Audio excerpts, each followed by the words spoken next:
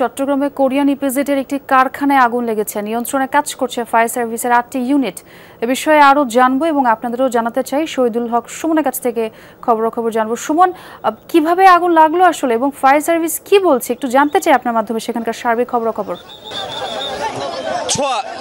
ছোঁয়া কিভাবে আগুন লেগেছে সেই বিষয়টি এখনো পর্যন্ত ফায়ার সার্ভিস কিংবা অন্যান্য যে কর্তৃপক্ষ তারা আমাদেরকে নিশ্চিত করেনি। যেহেতু এটি একটি বেসরকারি ইপিজেড, সেক্ষেত্রে কিন্তু এখানে নিরাপত্তার দায়িত্বে আমরা দেখছি এই মুহূর্তে সেনাবাহিনী এবং নৌবাহিনীর সদস্যরা রয়েছে ভিতরে। গণমাধ্যম কর্মী সহ কাউকে আসলে ভেতরে প্রবেশ করতে দিচ্ছে না।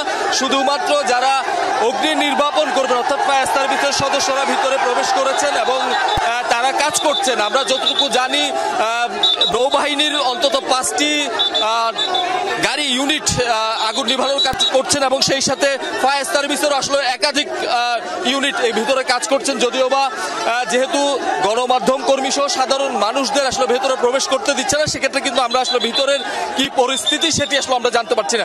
মূলত জান্ট নামে একটি অ্যাক্সেসরিজ প্রতিষ্ঠানে আসলে মূলত এই অগ্নিকাণ্ডের ঘটনা ঘটে 3টারও কিছু আগে, অর্থাৎ 2:30টার কিছুটা পরে এই অগ্নিকাণ্ডের ঘটনা ঘটে। পরবর্তীতে কিন্তু ফায়ার সার্ভিসের একাধিক ইউনিট, আমরা যতটুকু জানি নৌবাহিনীর 5টি ইউনিট এবং আরো ফায়ার সার্ভিসের আরো একাধিক ইউনিট কিন্তু ভিতরে কাজ করছে। দেখছেন উৎসুক জনতা, তারা কিন্তু যে কর্ণফুলী ইপিজেড রয়েছে তার গেটের সামনেই এসে অবস্থান করছে এবং তারাও বলছেন যে গণমাধ্যম কর্মীদেরকে ভিতরে প্রবেশ করানোর কিংবা তারা গিয়ে ভিতরে কাজ করার কথা বলছেন। যদিও বা এখানে আইন শৃঙ্খলা বাহিনীর দায়িত্বের আসলে রয়েছেন সেনাবাহিনী এবং নৌবাহিনীর সদস্যরা, তারা এখানে সাধারণ মানুষ যারা রয়েছেন তাদেরকে আসলে নিবৃত্ত করার চেষ্টা করছেন। আমরা কথা বলার চেষ্টা করবো একজন।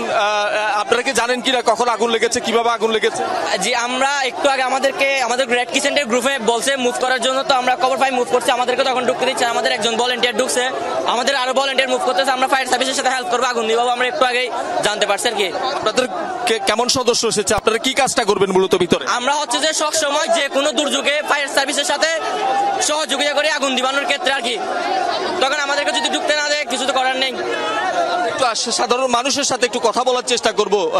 আগুনটা আসলে কখন লেগেছে বা ভিতরে কি অবস্থা আপনারা জানেন? আমি 3টার সময় দেখছি আগুন লাগছে। আমি 3টার পরে আসি দেখি এখন গেটে ঢুকা দিচ্ছে না, আমরা বলতে পারি না ওটা আগুন নিমন্ত্রণ হয়ে গেছে এবং লিভে গেছে হালকা হালকা।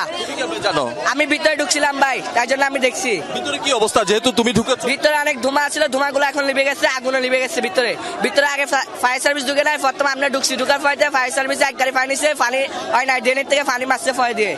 এখন আগুন অনেক নিমন্ত্রণ আসছে, লিভে গেছে অনেক। যে কারখানাতে আগুন লেগেছে সেখানে কি তৈরি হতো? ওইখানে ফোম তৈরি করতো, ফোম আর ডাস্টের থেকে আগুন লাগিয়েছে। ওইখানে এসির জাতীয় জিনিস আছিল, ওইখান থেকে আগুন লাগছে। কিসের থেকে আগুন লাগছে? এসির জাতীয় জিনিস আছিল আর ফোম আছিল। হ্যাঁ, এসিড। কি বিস্ফোরণ হয়েছে? অনেকগুলো আছে, ডাম বরাবর আছিল ওইগুলো। ওইখান থেকে অনেকগুলো ডাম সরাইছে, অনেকগুলো ডামের থেকে আগুন লিভাইছে। এখন কি আগুন নিভে গেছে? হ্যাঁ, অনেক লিভে গেছে আগুন। আর ভিতরে ঢুকছে কে? ভাই ভিতরে তো ঢুকছে, কি অবস্থা বলো? মানে সাইডে সবগুলো পুড়ে গেছে, ঠিক আছে। এখন মানে মধ্যখানে আগুন জ্বলতেছে, ঠিক আছে। মানে মধ্যখানে আগুন জ্বলতেছে, মানে বেশি নাই, মোটামুটি নিয়ন্ত্রণ আছে, ঠিক আছে। মোটামুটি নিয়ন্ত্রণ চেষ্টা করছে। জি জি, আমরা অনেক সাহায্য করছি। আমরা আসলে যে দেখছেন উৎসুক এসেছেন ভিতরে, কেউ কেউ ভিতরে গিয়েছিলেন, তাদেরকে আসলে যারা নৌবাহিনীর সদস্য, আইন শৃঙ্খলা বাহিনীর সদস্যরা, পুলিশ রয়েছেন, এখানকার যারা নিরাপত্তা রক্ষী রয়েছে তারা কিন্তু ভিতরে প্রবেশ করতে চান। যদিও বা এটি যেহেতু কর্ণফুলী ইপিজেডের একেবারেই ভিতরে, সেক্ষেত্রে কিন্তু এখান থেকে বাহির থেকে ভিতরে যে পরিস্থিতি সেটি আসলে বোঝানোর তেমন কোনো আসলে পরিবেশ নেই এবং এখান থেকে দেখানোর ব্যবস্থা আসলে নেই। আমরা চেষ্টা করছি প্রশাসনের সাথে কথা বলে ভিতরে প্রবেশ করার, তবে এখানকার সাধারণ মানুষ তারা কিন্তু চাচ্ছেন গণমাধ্যম কর্মীরা ভিতরে প্রবেশ করুক এবং সত্য যে ঘটনা বা ভিতরে কি ঘটছে সেটি আসলে যাতে গণমাধ্যমের মাধ্যমে তারা জানতে পারে। তবে যেহেতু এখনো পর্যন্ত সাধারণ মানুষজন কিংবা গণমাধ্যম কর্মীদের এখানে ভিতরে প্রবেশ করতে দিচ্ছে না, সেক্ষেত্রে কিন্তু আমরা একেবারেই নির্ভর করছি প্রশাসন কিংবা কর্তৃপক্ষ পরবর্তীতে আমাদের কাছে কি ধরনের ব্রিফ করে, ভিতরের ক্ষয়ক্ষতি কেমন কিংবা কোনো হতাহত হচ্ছে সেই বিষয়গুলো কিন্তু আমরা নিশ্চয়ই প্রশাসনের মাধ্যমে আপনাদেরকে জানিয়ে দিতে পারবো। অবশ্যই সুমন, এবং আপনাকে ধন্যবাদ।